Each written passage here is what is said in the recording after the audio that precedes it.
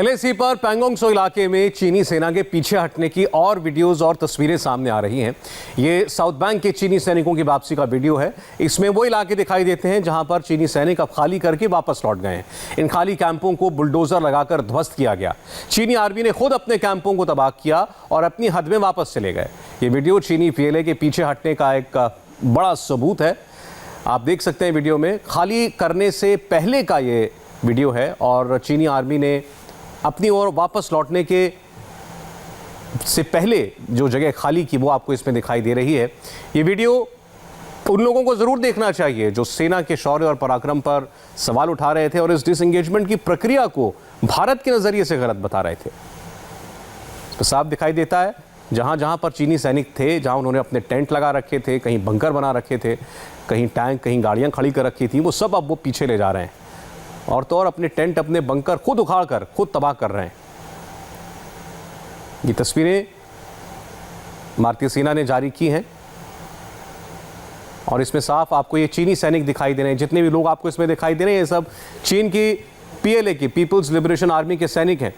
और जहां जहां भी ये लोग जम गए थे, जहां इनका जमावड़ा था, वो सब जगह ये लोग खाली करके अब पीछे हट रहे हैं, क्योंकि जो डिसएंगेजमेंट का अग्रीमेंट हुआ है भारत और चीन के बीच, इसके हिसाब से इनको फिंगर 8 के पीछे जो सिरिचाप परमानेंट बेस है, बेस कैंप है, वहां पर इनको जाना है और वो इन तस्वीर में वही प्रक्रिया अंजाम देती हुई दिखाई दे रही है आपको।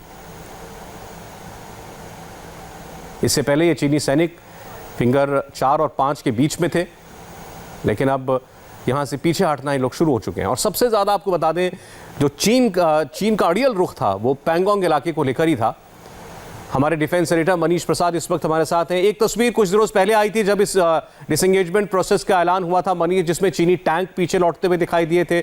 आज चीनी सैनिक साफ नजर आ रहे हैं और खुद अपने हाथों से, मशीनों से अपने बंकर्स, अपने टेंट उखाड़ते हुए दिखाई दे रहे हैं। सर्वे तस्वीर की है, खासतौर इंपॉर्टेंट तस्वीर पैंगोंग त्सो की है, जहां पर फिंगर 4 और फिंगर 5 के एरिया में जो करीबन 28 उनके हैवी व्हीकल्स थे, जिसमें हर एक व्हीकल के अंदर 20 के लगभग जवान अपने पूरे बैटल लोड के साथ मौजूद रहते हैं, वो पूरी तरीके से डिसएंगेजमेंट के तहत पीछे जाते हुए दिखाई दिए। उसके अलावा 120 ऐसे सांगड़ हैं पूरे पैंगोंग त्सो के इलाके में, यानी फिंगर 4 से लेकर फिंगर 8 तक में, जहां पे चाइनीज पीएलए ने अपना पूरा स्ट्रक्चर फॉर्म कर रखा था, लाउड स्पीकर्स, ATGM, साथ में रडार लगा रखा था, उन सबको डिसमेंटल किया है। और हमें जानकारी इस बात की भी मिली है आर्मी के टॉप सोर्सेज के द्वारा कि करीबन 120 की संख्या में सांगड़ और करीबन 50 की संख्या में जो बंकर्स और ट्रेंचेस थे फिंगर एरिया में, यानी नॉर्थ ऑफ पैंगोंग त्सो, जिसका जिक्र लगातार किया जा रहा है। 4 और 5 मई 2020 को इसी जगह पर सबसे पहले फ्रिक्शन हुआ था। इस पूरे एरिया को सपाट करते हुए शिनजाप के पॉइंट पर चाइनीज पीएलए चला गया है। 2 से 3 अभी भी एडम बेस हैं, जिसको आने वाले दिनों में, करीबन 4 से 5 और दिनों में,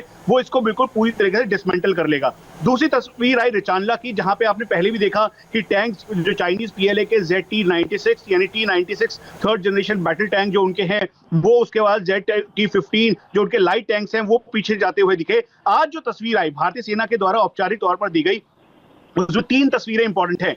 पहली तस्वीर जिसमें चाइनीज पीएलए के जवान खुद मुखपारी के एरिया में जो हायर पीक था, वहां पर जो बंकर उन्होंने तैयार किया था, सांगड़ तैयार किया था, पत्थरों के द्वारा स्ट्रक्चर करके सीमेंटेड ऊपर लेयरिंग की थी, उसको वो डिसमेंटल करते हुए दिखाई दिए। उसके साथ साथ जो नीचे का पूरा टेरेन है, वहां पर चाइनीज पीएलए के जवान करीबन 500 की संख्या में थे, एक साथ हेडकाउंट किया। भारतीय सेना के जो फिजिकल वेरिफिकेशन करने वाली टीम वहां पे मौजूद थी, उन्होंने देखा कि वो एक एक करके पीछे की तरफ, यानी वापस अपने एरिया की तरफ जा रहे हैं, जो कि उनका मेन जहां पे गैरिसन है।